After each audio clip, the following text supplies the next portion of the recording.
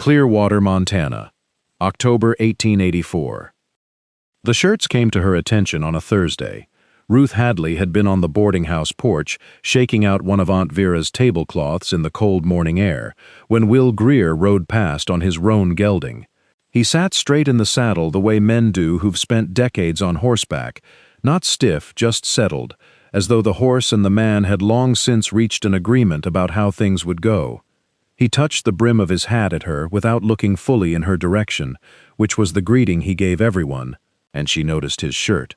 It was clean enough, she'd give him that, but the collar had been ironed flat on one side and left to its own conclusions on the other, and the second button down had been replaced with something the wrong shade of brown by a good margin. She watched him ride on toward Main Street and thought nothing more of it. She thought about it that evening. Ruth was 27 years old. She had come to Clearwater in June, when Aunt Vera's arthritis had gotten bad enough that managing the boarding house alone was no longer reasonable. Ruth had been in Denver at the time, doing accounts for a dry goods merchant, living in a rented room, constructing the careful and manageable life of a woman who has decided to need very little. When Vera's letter arrived, she packed her trunk in 2 hours and was on the stage north by morning. The decision wasn't complicated. Vera had no one else, and Ruth had no particular reason to stay. Clearwater was a town of 400 people, a church, a feed store, 2 saloons, and the particular social architecture of any small Montana settlement where everyone knows everything, and the things they don't know they construct from available materials. Ruth had been assessed within the first week, capable, the women agreed, plain-spoken, a little too direct for a woman on her own. The men had less to say, because she hadn't given them much occasion. She had met Will Greer formally in July, when he came to board a guest, a cattle buyer from Billings staying the week. Will had stood in the boarding house doorway with his hat in both hands, stated his business in 4 sentences, waited for her answer, and left. She had watched him go and thought, that is a man who says what he means. He was 57 years old. She knew this because Vera knew everything about everyone within 6 miles and volunteered most of it during the quiet evenings when they sat together after supper. His wife, Eleanor, had died 3 years ago, a fever, swift and thorough. He had 2 grown sons, one in Oregon, one in Helena. He ran the Greer cattle operation 4 miles north of town, 300 acres, good land, well kept. He was considered, Vera said with the particular approval of a woman who has lived long enough to know what matters, a decent man. Ruth had filed all of this under information she had and returned to the accounts. It was the shirt that wouldn't leave her alone. On Friday morning, she saw him again at the feed store, loading salt blocks into his wagon. Same shirt, she was almost certain, or one with the same problem. She found herself looking at the collar with the involuntary attention of a woman who had ironed shirts since she was old enough to hold an iron steady. Her mother had kept a perfect household. So had Ruth. For the years she managed one. The wrongly buttoned button bothered her in the specific low-grade way of a picture hung slightly crooked on a wall. She said nothing. She bought Vera's flour and went home. On Saturday, she made a decision she told herself was purely neighborly, and suspected, if she was honest, was something else she hadn't named yet. She walked to the Greer ranch with an apple cake, because the October apples were good and because she needed a reason that didn't require explanation. Will answered the door in a work shirt, sleeves rolled to the elbows, holding a piece of leather harness he'd been mending. He looked at the cake, then at her. "Miss Hadley," he said. "Mr. Greer." She held it out. "Vera thought you might appreciate it. The October apples came in well." He looked at the cake a moment longer than necessary. That was kind of her. She noticed the small pause before the word was her. He knew perfectly well Vera hadn't sent it. He was too honest to say so and too polite to say otherwise. "May I come in for a moment?" she said. "I noticed, and this is a practical matter, that several of your shirts seem to need attention, the collar ironing, and the buttons. I have time on Sunday afternoons, and I'm told there's been no woman doing your laundry since the Henderson girl married and moved to Billings." He stared at her. She waited. Something moved in his expression that wasn't quite a smile. "Come in," he said. The kitchen of the Greer ranch was the kitchen of a man who kept things clean and orderly without any particular comfort in mind. The table was clear. The dishes were stacked with the squared precision of someone who does things correctly out of habit rather than pleasure. A coffee pot sat on the stove, smelling good, and a window facing east let in cold October light without warmth. Ruth looked around with the assessing eye of a woman who has walked into many households and can read them like a person's face. "Coffee," he said. "Not quite a question. Thank you." He poured 2 cups without performance and sat across the table with the ease of a man in his own space. He had large hands, she noticed, scarred in the particular way of decades of ranch work, not carelessly but thoroughly, the way a landscape gets shaped by weather over a long time. "The shirts are in the bedroom," he said. "I'll get them. I can take them back with me and return them Sunday evening." He considered this. "You're sure? I wouldn't have walked 4 miles if I wasn't." He almost smiled. Ruth had the sense that his smiles were rare and worth something on account of it.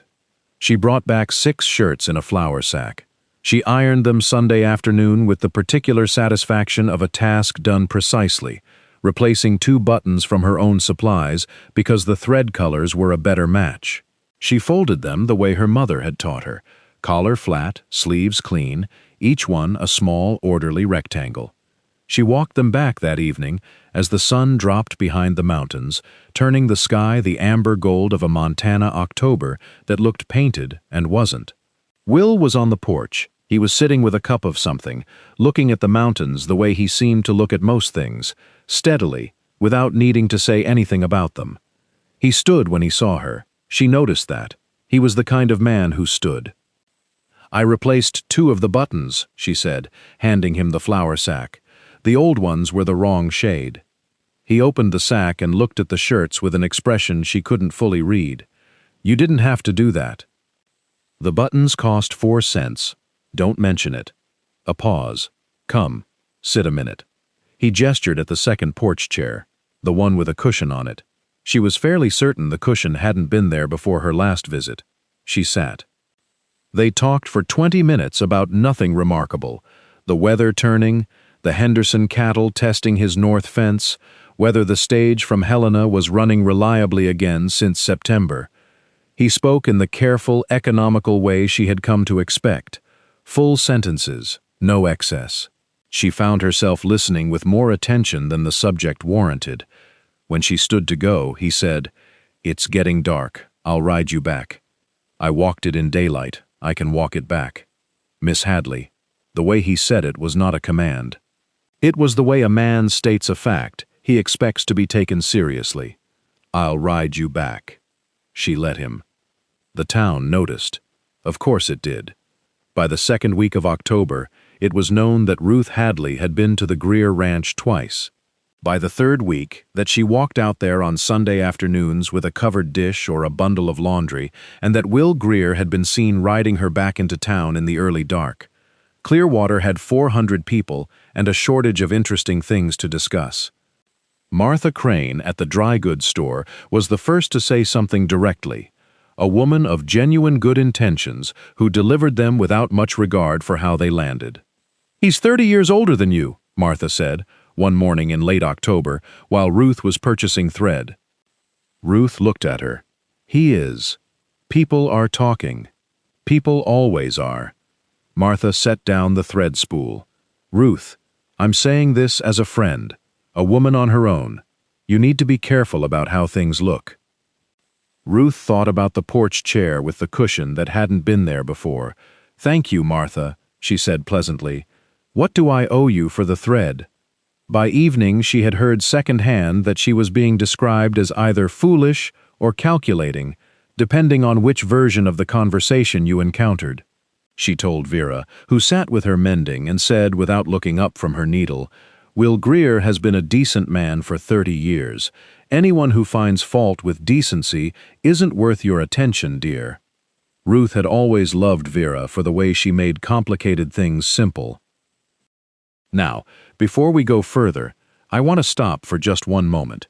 because these stories reach people in places I never imagined when I first started. From kitchen tables in Iowa to front porches in Georgia, from small towns in Canada to sitting rooms in Ireland and Australia. Wherever you are listening to this right now, drop your country in the comments below. I read every single one, and it means everything to me. Now let's get back to Ruth and Will, because things are about to get considerably more complicated. Watt, a young man named Peter Marsh, came to the boarding house on a Saturday in early November. He was 24, the schoolteacher's son, recently back from 2 years clerking in Helena, pleasant-looking in the arranged way of men who have always been told so. He called on Ruth with the confidence of someone who had decided in advance how the conversation would go. She gave him coffee and listened to him talk about Helena and his prospects and what he thought of Clearwater now that he'd seen something of the wider world, and she noticed how little of it required her actual attention to respond to. When he stood to leave, he asked if he might take her to the harvest social on Saturday. She said she would think about it. She did think about it for approximately 4 minutes, and then set it aside. On Sunday, she walked to the Greer ranch. Will was fixing a hinge on the barn door when she came through the gate. He looked up in the particular way he had, not startled, just noting her arrival the way a man notes something he was expecting. He pulled off his work gloves, said "Coffee's on," and went back to the hinge. She went inside and poured 2 cups and brought his out to him, and they stood in the pale November sunlight while he finished the job. She handed him tools when he asked for them. He didn't explain what he was doing or why. He simply worked, and she handed him things, and the companionable silence of it was one of the finest things she had felt in recent memory. When the hinge was done, they went inside and sat at the kitchen table, and he said, without preamble, "Young Marsh came to see you." She looked at him. News travels. Clearwater. He turned his coffee cup in his hands. "He's a decent enough young man." "He's pleasant," she said. "He is." A pause. "Are you going to the social with him?" She looked at Will Greer across the kitchen table, at the gray in his beard and the lines around his eyes, and the hands that held a coffee cup with the same deliberate care they brought to everything else. "No," she said. He looked at his coffee. "All right?" he said. It was not all right in the sense of being a simple matter. She could see that much in the careful way he held his expression. She chose not to press it. Some things needed time to work themselves out, and she had learned from watching careful men that the worst thing you could do was rush them. November came in hard.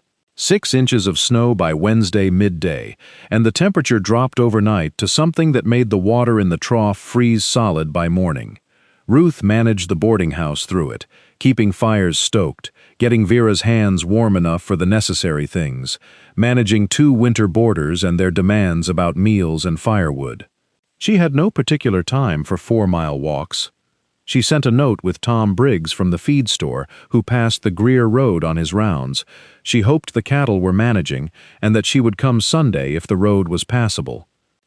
Tom came back with a verbal reply, delivered with the studied neutrality of a man trying not to have an opinion about something. He says the road will be fine, and to bring extra wool socks if you've got them, because the porch boards go cold right through. She brought the socks, and a pot of soup that she balanced on her knees for 4 miles in the back of Tom's wagon, which she'd negotiated into service by promising Tom's wife a week of free laundry from the boarding house guests. Will was on the porch when she arrived. He saw the soup first, then looked at her with an expression that crossed his face and was gone before she could fully read it. But she caught enough to understand something. "Didn't have to do that," he said. "You say that every time." "It's true every time." "And every time," she said, managing the last step off the wagon with the pot, "it's still soup." He took it from her hands before she could find her footing properly, set it inside, and came back and said, "Tom, you staying for coffee?" Tom declined with the knowing efficiency of a man who had somewhere else to be and intended to be there. He winked at Ruth, which she pretended not to see. Inside, the fire was good. The kitchen was warm in the way that proper fires make kitchens warm in November, from the floor upward into the walls. A rag rug lay near the stove that hadn't been there in October. A proper lamp sat on the table instead of the single candle. Ruth noticed these things without commenting on them. She had learned to notice things at this ranch without commenting, which was its own kind of conversation. She ladled out the soup. He ate with the serious appreciation of a man who has been tolerating his own cooking for 3 years. She watched him without watching him, the particular skill of observing someone who doesn't perform for you. "The Henderson bull got through the north fence yesterday," he said. "Took 2 hours to sort out in that cold." "You're doing the work of 3 men alone," she said. "Yes." She waited. He looked at his soup. "I used to have 2 hands. Sent the last one to Henderson's in September, when they needed the help, and haven't gotten around to replacing them." A pause. "Didn't seem worth it, for the winter." She understood what he wasn't saying, that he had stopped making plans that required more than one person. She also understood he wasn't complaining, he was explaining, which with Will Greer was a rarer and more significant thing. "You should hire before spring," she said. "I know." She nodded. They finished the soup. She washed the bowls at the basin, and he dried them and put them away, and the domestic ordinariness of it had a quality she didn't trust herself to examine too closely. She was putting on her coat to leave when Will said from behind her, "I found something of Eleanor's today." She turned. He was standing by the fireplace, holding a small wooden box, plain, smoothed from handling. "Her mending box," he said. "I've been using it for wire clips and harness buckles for 2 years. He looked at it. "Found a thimble in it this morning. Silver one, her mother's." Ruth didn't say anything. "I hadn't thought about it in a while," he said. "About what things were for, before." He set the box on the mantel carefully. "I'm not sure why I'm telling you that." She thought she knew why. "Because it matters," she said, "and there's no one else to tell it to." Something moved in his face. A kind of recognition. The look of a man given the exact word for a thing he's been carrying without one. "Tom'll be waiting," he said quietly. She went. But she thought about the thimble for days. His eldest son arrived on a Friday in the last week of November. James Greer was 31 years old, large like his father, dark-eyed, with the wary look of a man who has come a long way with a purpose. He had ridden from Helena when the weather allowed and stood on his father's porch and looked at Ruth Hadley when she arrived that Sunday with a bundle of shirts and a plate of cornbread, and his expression was the expression of a man who has heard something and is deciding whether the heard version matches the version in front of him. He was polite. She'd give him that. He offered her coffee, his father's coffee, in his father's house, and sat across the kitchen table and asked about the boarding house and Vera and how she found Clearwater. Careful questions. The questions of someone feeling for the edges of a thing. Will said almost nothing during this exchange. He sat at the end of the table and watched both of them with the particular patience of a man who has decided that the right answer will eventually be obvious to everyone if he waits long enough. After the cornbread was eaten and the coffee drunk, James said, without looking directly at his father, "People in town are saying some things." "People in town say things about everything," Will said. "About Miss Hadley." The kitchen was very quiet. Ruth set down her cup. She had no intention of leaving the room. "I know what they're saying," Will said. "I don't need it repeated in my own kitchen." James looked at his father. "She's 27. I know how old she is. And I know how old I am, too." Will stood up.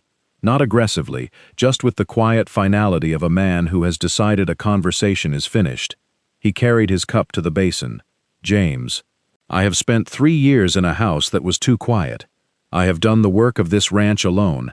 I have said nothing to you or your brother about either of these things because you had your own lives to tend to, and I didn't need your concern." He turned around. "I need it considerably less now." James looked at Ruth. She met his eyes steadily. She had nothing to apologize for, and he could see that she knew it. He left the following morning, early. Before he rode out, he came to the barn where Will was checking the horses and stood in the doorway for a moment. "She irons your shirts," James said. "Tom Briggs told me." She does. She walked 4 miles in November snow to bring you soup. She did.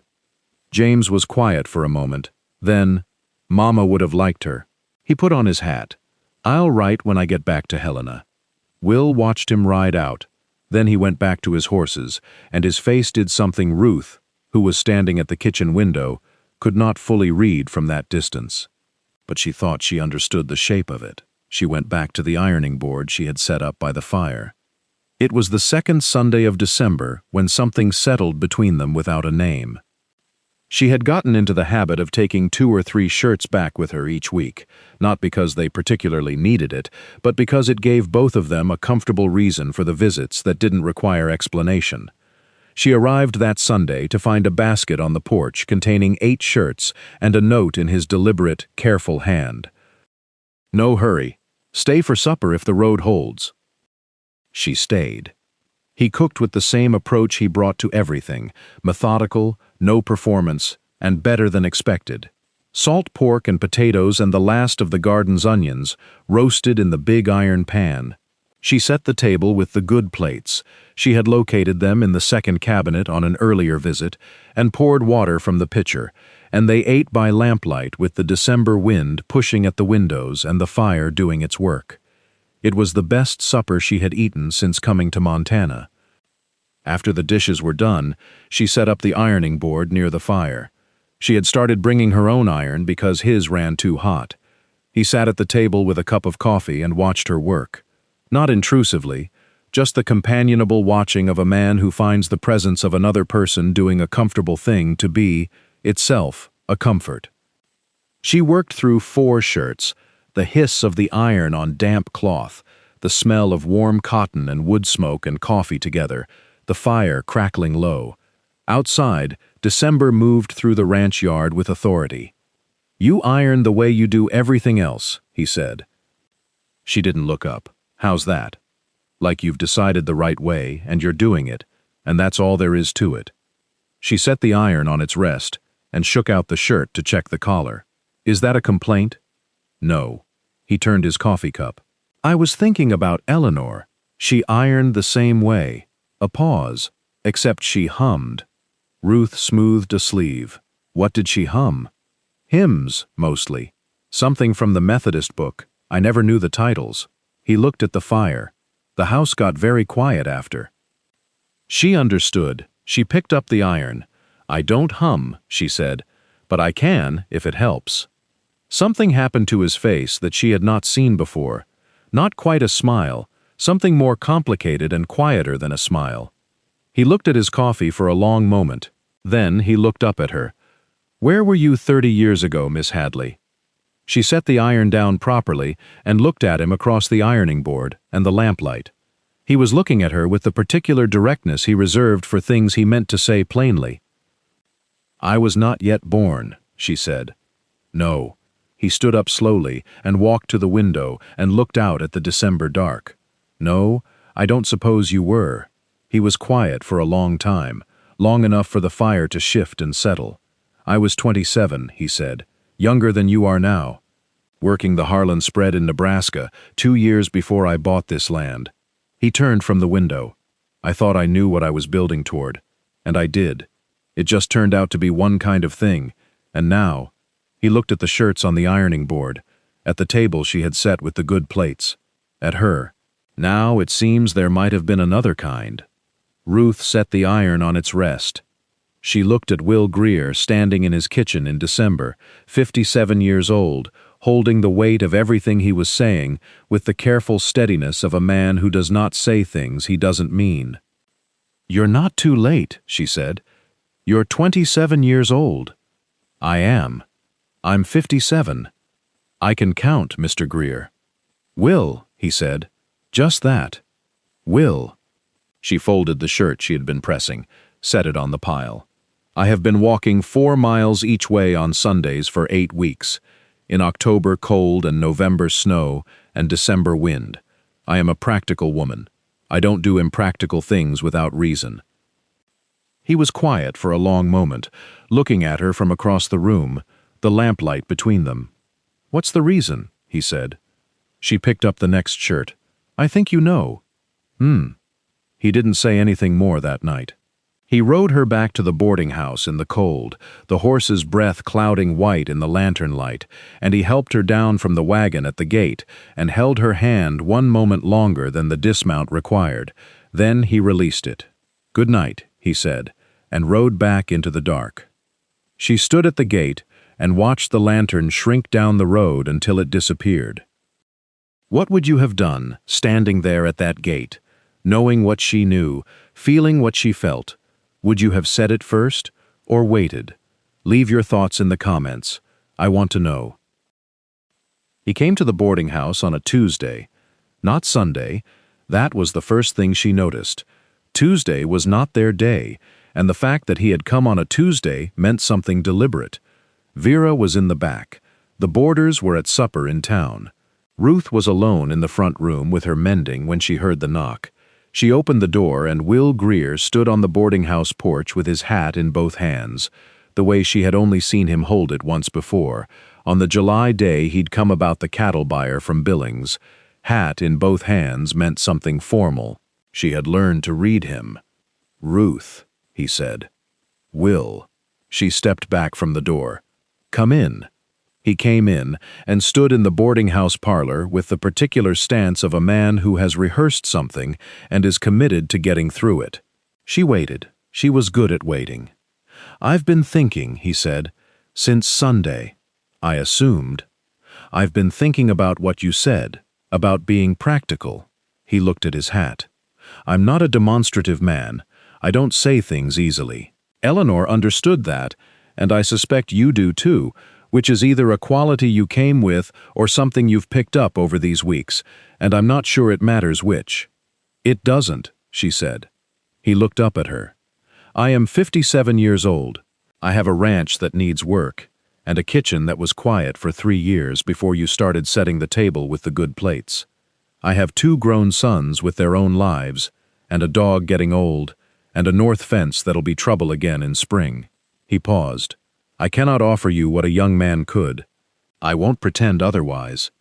"You're doing it again," she said. He stopped. "What?" "Arguing against yourself before I've had a chance to argue for you." He was quiet. She set down her mending. She stood up from the chair and crossed the parlor and stood in front of him, close enough that she had to look up to meet his eyes, which were dark and steady and entirely serious. "Will Greer," she said, "I have been practical my entire life, and I am telling you practically that I have not walked 4 miles in a Montana winter for soup and ironing. I have walked 4 miles because the man at the end of it is worth walking to." The parlor was very quiet. Outside, the December wind moved through the street. Inside, the lamp threw its warm circle of light over the two of them. "You're certain," he said. "I'm certain." Something in him seemed to release. Not dramatically, not all at once, but the way a man exhales after carrying something heavy for a long time. He reached out and took her hand. Carefully, with the same deliberate care he brought to every practical thing he touched, and held it. "Then I'd like to ask you properly," he said, "in the right way." "Ask," she said. He did. She said yes. They were married in February at the Clearwater Church in the particular company of a town that had opinions about the match and came out in full to witness it regardless. Martha Crane cried from the 3rd pew, which surprised her and nobody else. Vera sat in the front row with the contained satisfaction of a woman who had known since October how this was going to go and had seen no reason to interfere with it. James Greer rode down from Helena and stood with his father and said nothing about the age difference and everything, by his presence, about his acceptance of it. Will wore his good jacket and stood at the altar and watched Ruth come toward him in a dress the color of winter wheat. Not white, she had told him, because she was not a woman who wore things that weren't practical, and winter wheat was a color you could work in, and he understood with the full weight of 57 years what 30 years ago would have meant and what right now meant instead, and found that right now was worth considerably more. She moved into the ranch house in March, when the first thaw showed on the south pasture and the creek ran cold and clear between its winter banks. She brought her books and Vera's recipe tin and the iron that ran at the right temperature. Within the first week, the kitchen had changed in ways that were difficult to name exactly, but had something to do with the smell of things cooking and the sound of someone else in the room. He built her a proper ironing board that spring. Not a board across 2 chairs as she'd been using. A real one, the right height, on hinged legs that folded flat for storage. He didn't announce it. He simply carried it inside one morning and set it up near the fire and said nothing about it. She ran her hand along the surface. He had sanded it smooth enough that it would never catch a thread on a fine shirt. She looked at it, then at him, already heading back toward the barn. "You sanded it," she said. "Shirts deserve a good surface," he said, without stopping. She stood in the kitchen with the good ironing board and the April light coming through the east window and thought about 30 years ago and what it meant and whether it mattered, and concluded, as she did with most things she examined carefully, that it did not. 30 years ago she hadn't known enough to love him right. Now she did. She picked up the iron. Outside, she could hear him in the barn, talking to the old dog about something that required explanation. The sound of his voice, low and steady, carrying across the yard. The creek beyond the fence running with snowmelt. The mountains doing what they always did. She began to hum. She didn't notice she was doing it until she was several bars in. A hymn, though she didn't know its name. Her mother had hummed it in the kitchen long ago over the smell of warm cotton and wood smoke on ordinary mornings that turned out to be the whole of a life. Ruth kept humming. She pressed the collar flat and moved the iron along the sleeve and hummed in the quiet kitchen of a man who had stopped expecting good things, until he couldn't anymore. Outside, the April wind moved through the grass of the south pasture, where the first green was coming in. The roan gelding stood at the fence. The dog lifted his head toward the sound from the house, then put it back down with the settled satisfaction of an old animal who recognizes that things have finally gone the right way. She stacked the finished shirt on the pile, picked up the next one, kept humming. In the barn, Will stopped what he was doing.